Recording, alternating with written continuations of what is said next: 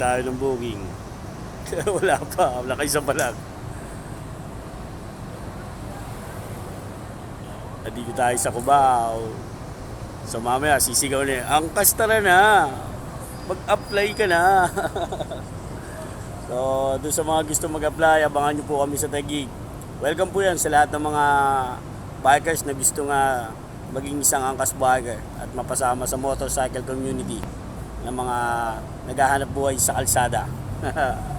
So abangan nyo po kami dyan, may free helmet po tayo, may free jersey at free 1,000 top up. Gagawin mo lang, magdadala ka lang ng requirements. Tsaka syempre, huwag mong buhatin yung motor. Sakyan mo. So yan, kita-kits po tayo sa Taguig. And expect po natin by this coming third week or last week ng July. Yung preparation po ay matagal para at least isang araw lang natin gagawin para smooth.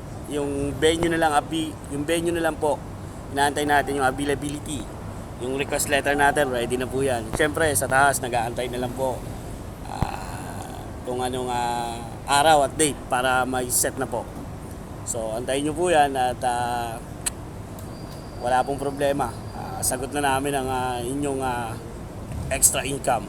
Basta po, willing po kayong magkaroon ng hanap buhay, ayan, pupuntahan namin kayo sa Taguig. So, sa lahat ng mga Taguigenyo dyan, let's go. Ito na yung pagkakataon para kumita at magkaroon ng extra income. So, yun lang. Maraming salamat and God bless sa lahat ng bumibiyahe. Shoutout sa lahat ng Patreon, TSRJ at saka kay Press J. Biando. Ayan. Siyempre, solid number cards kay Chairman Castro. Siyempre, sa lahat ng mga angkas biker. I love you guys.